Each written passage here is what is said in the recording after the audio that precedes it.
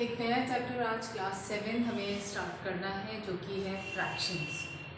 Fractions देखिए, किसी भी टॉपिक को समझने के लिए उसका एक्सप्लेनेशन बहुत ज़रूरी होता है। पहले कुछ इंपॉर्टेंट टर्म्स होती हैं उस चैप्टर से रिलेटेड, वो टर्म्स को समझ लिया करें। उसके बाद आगे बढ़ने की कोशिश करनी है हमने कि किस तरीके से इन फ्रैक्शंस को हम अपने डे टू डे लाइफ में यूज़ कर सकते हैं या किस तरीके से करते हैं या उनके क्वेश्चंस को किस तरीके से हम सॉल्व करते हैं। तो सबसे पहले बात आती है फ्रैक्शंस की। तो व्हाट इज़ अ फ्रैक्शन? देखिए, अगर आपके पास कोई फॉर एग्जांपल से पिज़्ज़ा है आपके पास, राइट? आपके पास ये पिज़्ज़ा है और अगर आप इसको डिवाइड करना चाह रहे हैं 4 पार्ट्स में, तो each part is called as a fraction.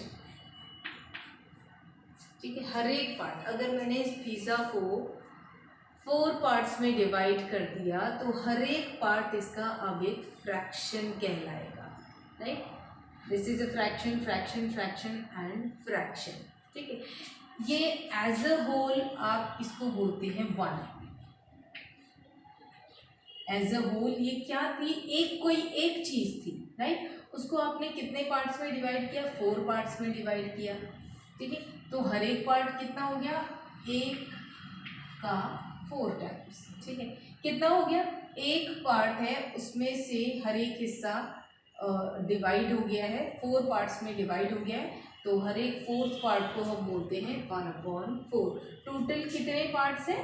4। Total जितने भी पार्ट्स में आपने इस ऑब्जेक्ट को डिवाइड किया है वो न्यूमरेटर में लिखा जाएगा, और जिसका फ्रैक्शन आप निकालना चाह रहे हैं, 1 पार्ट का या 2 पार्ट का या 3 पार्ट का, वो आप ऊपर लिखें। फॉर एग्जाम्पल, मैंने यहाँ पे एक ही पार्ट का फ्रैक्शन निकाला है कि ये कितना है। फ्रैक्शन में अगर हम बोलेंगे तो कितना है ये, तो इस पूरे एक को मैंने कितने पार्ट्स में डिवाइड किया था? इन ऑल 4 पार्ट्स में डिवाइड किया, जो कि मैं डिनोमिनेटर भी लिखूंगी, और मुझे सिर्फ एक पार्ट का फ्रैक्शन निकालना है, तो ये रहा 1। अगर मुझे 2 पार्ट का फ्रैक्शन निकालना होता तो मैं यहाँ 2 लिखती। अगर मुझे 3 पार्ट्स का फ्रैक्शन निकालना होगा तो मैं यहाँ पर 3 लिखूंगी।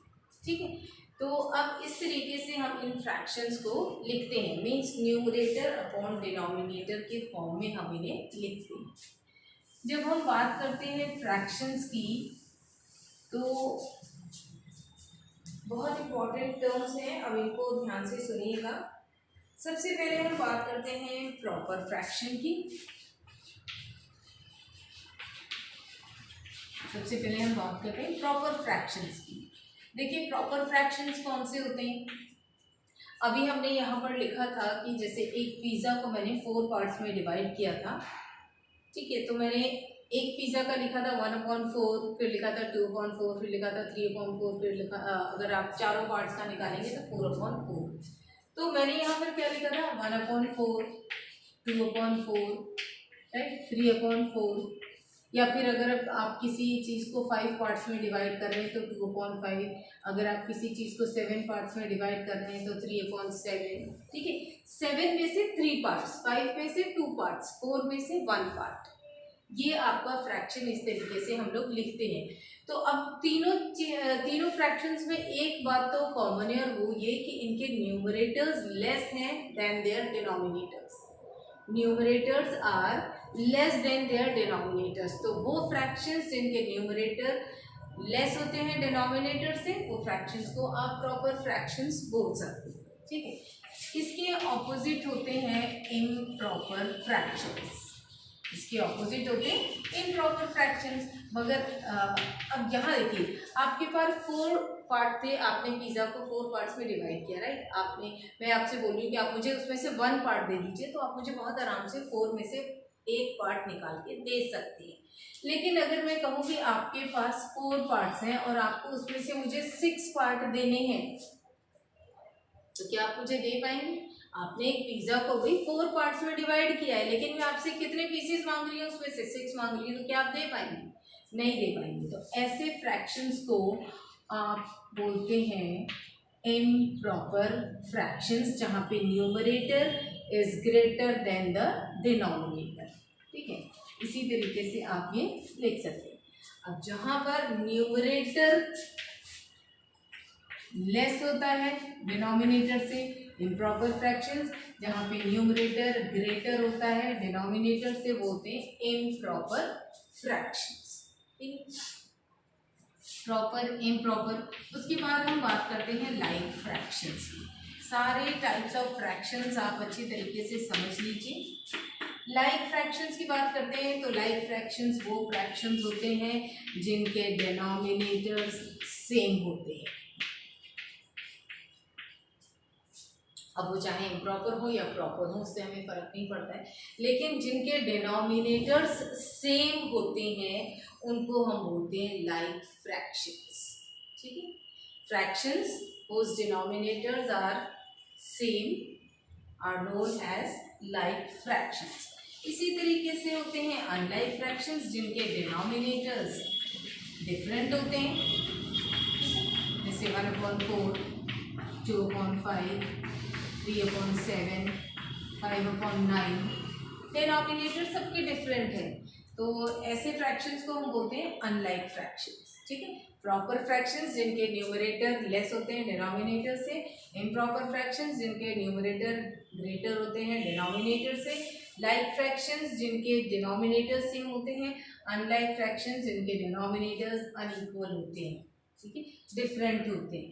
अब हम बात करते हैं एक और फ्रैक्शंस की जिसको हम बोलते हैं मिक्स्ड फ्रैक्शन। मिक्स्ड फ्रैक्शन में एक होल नंबर और एक फ्रैक्शन लिखा जाता है।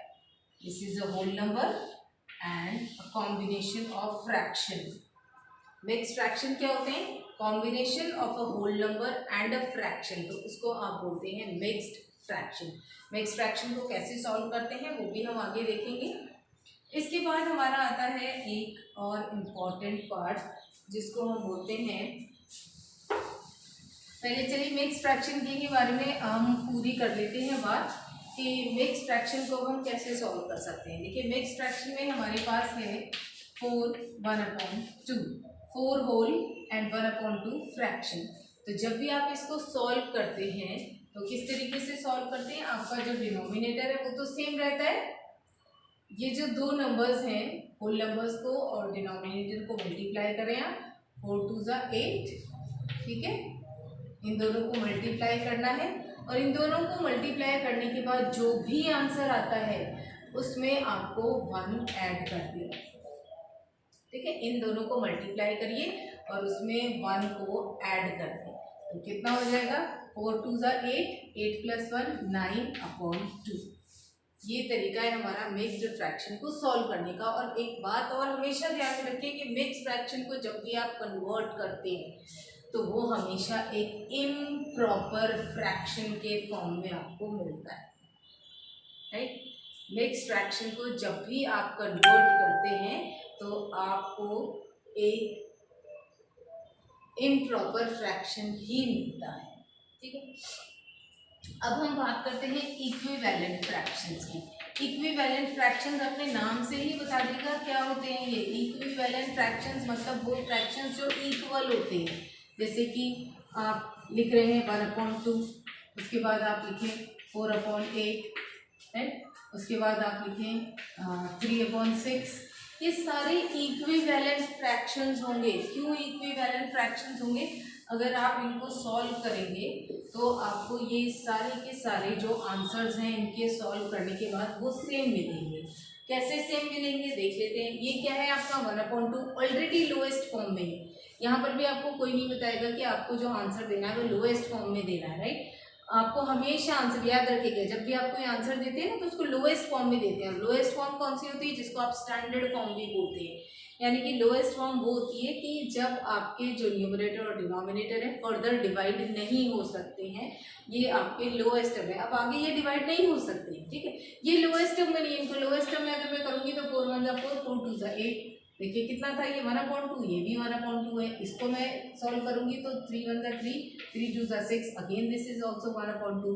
सो 1/2, 1/2, 1/2 तीनों क्या हो गए? इक्विवेलेंट फ्रैक्शंस हो गए। ठीक है, तो ये थे आपके कुछ important terms related to the fractions. और इसके बाद हम कुछ और प्रैक्टिस करेंगे फ्रैक्शंस की।